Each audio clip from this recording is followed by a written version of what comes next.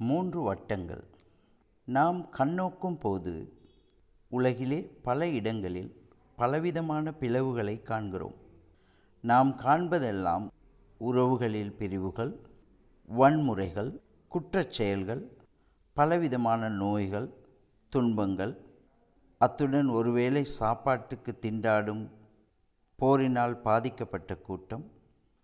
ஆனால் நீங்கள் எந்த வகையான காரியங்களை காண்கிறீர்கள்? ஆனால் அவை அவ்வாறு இருப்பினும் உலகில் சில நல்ல காரியங்களையும் எமக்கு காணக்கூடியதாக இருக்கிறது. அதாவது, ஒரு தாய் தன் குழந்தைகளுக்கு காட்டும் அன்பு, சில மனிதர்கள் செய்யும் நற்செயல்கள் போன்றவைகள். ஆனால் உலகத்திற்கான கடவுளின் அசல் வடிவமைப்பானது என்னவென்றால், மனிதன் தன் வாழ்நாள் முழுதும் தேவனோடு உண்மையான நெருங்கிய உறவை வைத்திருக்க வேண்டும் என்பதற்காகவே அவ்வாறிருந்த காலத்தில் உலகம் நல்லதாகவும் சர்வ சம்பூர்ணமானதாகவும் காணப்பட்டது. அங்க சம்பூர்ணமாக இருந்த உலகம் இந்த நிலைக்கு தள்ளப்படுவதற்கு ஏதோ ஒரு சம்பவம் நிகழ்ந்துள்ளது. அதாவது, மனிதர்கள் ஒரு சந்தர்ப்பத்தில் எடுத்த பிழையான தீர்மானமே இந்த உலகம் இந்த நிலைக்கு போக காரணம்.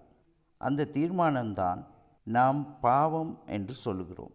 நீங்கள் காணும் மனிதர்கள் எடுக்கும் தப்பான முடிவுகள் என்னென்ன? பிளவுபட்டு போன உலகில் மனிதர்கள் இந்த நிலையிலேயே வாழ்வதை நாம் விரும்பவில்லை. உடைந்து போன உறவை சரி செய்யவும் அதிலிருந்து மீளவும் மனிதர்கள் பலவிதமான காரியங்களையும் முயற்சிகளையும் செய்கிறார்கள். இன்னும் அவற்றை சமாளிப்பதற்காக போதைப் பொருட்கள், பணம், செல்வம், பேர், புகழ் போன்றவற்றை பெற்றுக்கொள்வதற்கும் அவற்றிற்கு அடிமைகளாகவும் வாழ்ந்து முயற்சிக்கிறார்கள்.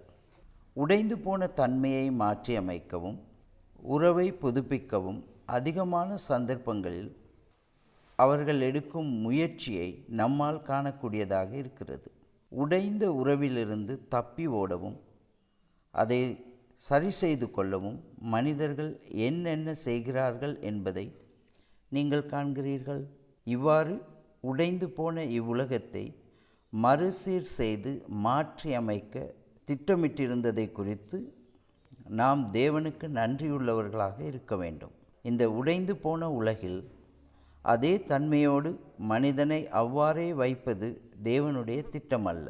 நமக்காக நம்மால் செய்ய முடியாததை நமக்காக அவர் செய்து முடித்தார்.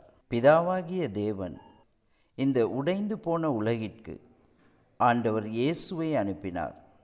அவர் தேவனுடைய சுபாவத்தை உடையவராகவும் பாவமற்றவராகவும் தேவகுமாரனாகவும் வந்தார்.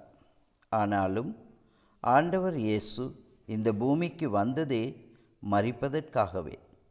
அத்துடன் அவருடைய மரணத்தினூடாக பரிசுத்த இரத்தத்தினாலே எமது பாவத்திற்கான பரிகாரத்தை செலுத்தவும், சிலுவையில் இரத்தம் சிந்தி மரிக்கவும், அதன்பின் மரித்தோரிலிருந்து 3ஆம் நாள் உயிரோடு எழுந்திருக்கவும், அதன் மூலமாக உடைந்து போன தேவனுடனான உறவை மீண்டும் கட்டி எழுப்பவும், தேவனோடு சம்பூர்ண உறவை மீண்டும் கட்டி நித்திய வாழ்வை திரும்பவும் பெற செய்தார்.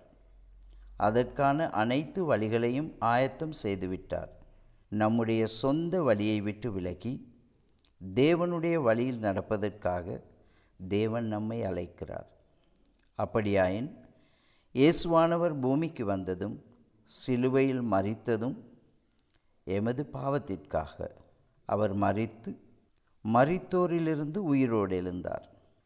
இதை விசுவாசிக்கவும் அவரே எமது ராஜாவும் அவரே எமது ஆண்டவரும் என்று விசுவாசிக்கவே அழைப்பு விடுக்கிறார். அதன் பிறகு அவரில் நாம் பாவ மன்னிப்பை பெறுவோம். அத்துடன் உடைந்து போன தன்மையை மாற்றி அவருடைய பூரண கிருபையின் உறவால் வாழும் எம்மை புதிய படைப்பாய் மாற்றுவார். அதன் பிறகு எமது வாழ்வை குறித்ததான தேவனுடைய பூரண திட்டத்தில் பூரண உறவுடனான நித்திய வாழ்வை வாழ ஆரம்பிப்போம். எனவே இந்த வட்டங்களில் எது உங்கள் வாழ்க்கையில் பிரதிபலிக்கின்றது என்று கூறுங்கள். நீங்கள் இன்னும் கடவுளுடனான உடைந்து போன உறவுடனா வாழ்க்கை வாழ்கிறீர்களா அல்லது மீட்கப்பட்டு விட்டீர்களா? கடவுளுடன் பிளவுபட்டு போன வாழ்க்கையிலேயே வாழ்கிறீர்களா? தேவனுடனான உறவில் உங்களை இணைய விடாதிருக்கிற காரணம் என்ன? இப்போதே உடைந்து போன உறவிலிருந்து தப்பி பிழைக்க விரும்புகிறீர்களா? ஆண்டவர் இயேசுவை பற்றி மேலும் அறிய விரும்புகிறீர்களா?